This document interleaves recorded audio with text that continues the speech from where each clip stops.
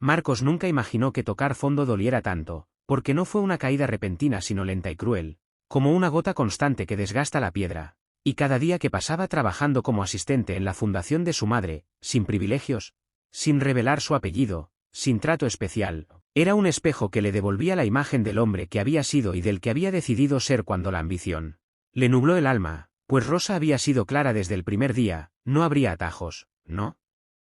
Habría dinero regalado, no habría excusas, solo trabajo honesto y silencio. Y Marcos aceptó porque no tenía a dónde ir. Porque la vida que había construido sobre apariencias se había derrumbado como un castillo de arena. Y ahora barría pasillos. Organizaba donaciones y escuchaba historias de madres que habían sufrido exactamente lo mismo que Rosa sufrió en el pasado, mujeres rechazadas, invisibles, humilladas por no tener dinero. Y cada relato era una puñalada de culpa que se clavaba en su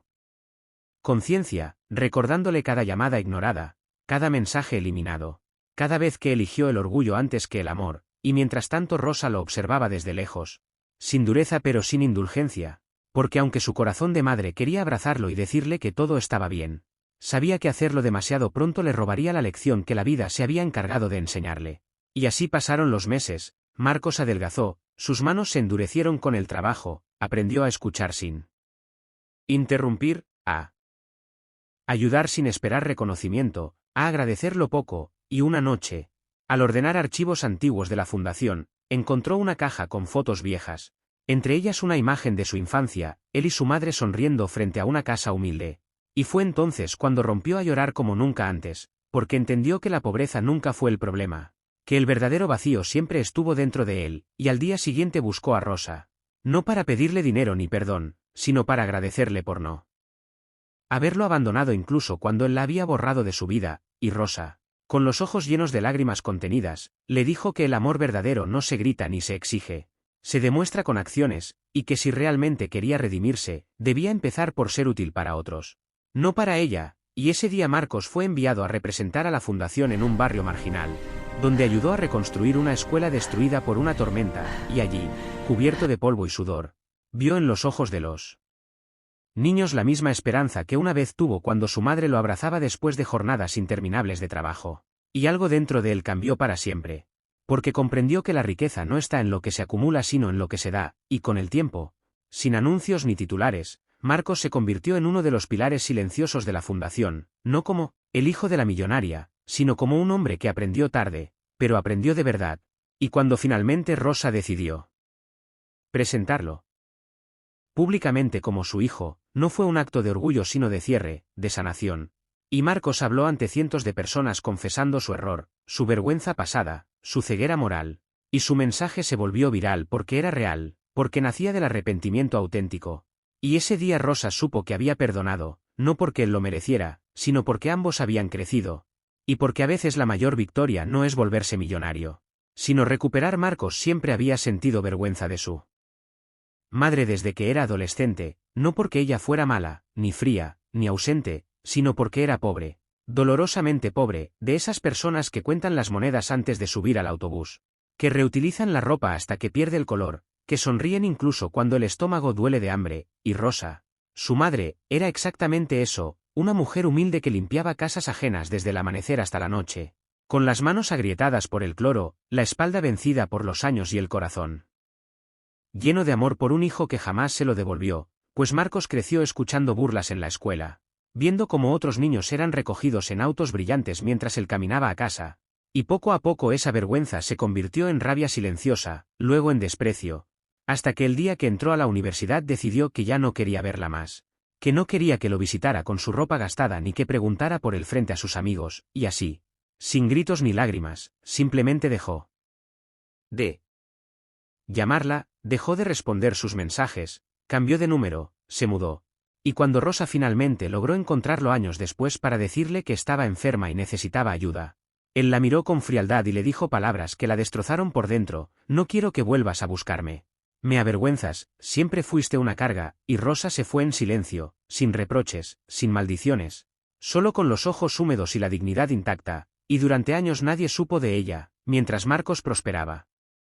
Conseguía trabajo en una empresa importante, se casaba con una mujer elegante, compraba un apartamento moderno y se convencía a sí mismo de que había hecho lo correcto. que cortar con el pasado era necesario para triunfar, sin saber que mientras él construía su vida, su madre, sola y enferma, había tomado una decisión que cambiaría su destino para siempre, pues un día, limpiando el sótano de una vieja casa que estaba a punto de ser vendida, Rosa encontró una caja metálica oxidada enterrada detrás de un muro falso, y dentro había documentos antiguos, acciones, escrituras y una carta escrita décadas atrás por un hombre que había sido su primer amor. Un hombre rico que murió sin herederos y que, al no poder encontrarla, dejó legalmente sus bienes a quien pudiera probar ser Rosa Martínez. La mujer que le salvó la vida cuando nadie más lo hizo, y Rosa, que nunca había creído en milagros. Pasó meses entre abogados, pruebas de ADN y trámites, hasta que un día recibió la noticia que jamás imaginó, era la única heredera de una fortuna multimillonaria. Y aunque el dinero no le devolvió los años de humillación ni el amor de su hijo, sí le dio algo que nunca había tenido, tranquilidad, y Rosa no se volvió arrogante ni vengativa. No buscó lujos innecesarios, sino que creó fundaciones, ayudó a madres solteras, financió estudios de niños pobres, y vivió con sencillez, hasta que el destino decidió cruzar nuevamente su camino con el de Marcos, cuando la empresa donde él trabajaba quebró. Por una mala inversión, dejándolo endeudado, abandonado por sus amigos y traicionado por su esposa, quien lo dejó apenas se acabó el dinero, y una tarde lluviosa, derrotado y sin rumbo, Marcos entró a un edificio elegante buscando trabajo como guardia de seguridad, sin saber que ese edificio llevaba el nombre de su madre, Fundación Rosa Martínez. Y cuando fue llevado a la oficina principal, vio entrar a una mujer elegante, de postura firme, con el rostro familiar que tanto había rechazado, y al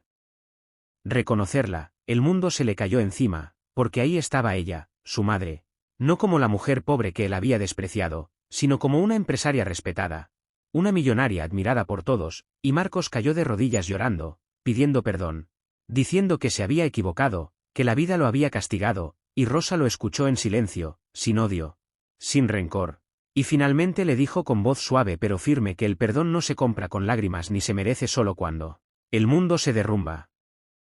Que ella siempre lo había amado incluso cuando él la rechazó, pero que ahora debía aprender la lección más dura, que el valor de una persona no se mide por su dinero, y Rosa lo ayudó, sí, pero no con privilegios, sino dándole trabajo desde abajo, enseñándole humildad, responsabilidad y respeto, y Marcos, por primera vez en su vida, entendió que la verdadera riqueza que había perdido no era el dinero, sino el amor incondicional de una madre, y si esta historia te hizo reflexionar, si te tocó él corazón y te recordó que nunca debemos avergonzarnos de quienes nos dieron todo cuando no tenían nada. Suscríbete al canal ahora mismo, activa la campana y acompáñanos. Porque cada historia aquí puede cambiar tu forma de ver la vida, el alma que casi se pierde. Y si esta historia te está tocando el corazón, si te hace pensar en tus padres, en tus decisiones y en lo que realmente importa en la vida, suscríbete ahora al canal. Activa la campana y acompáñanos, porque aquí no solo contamos historias. Aquí despertamos conciencias.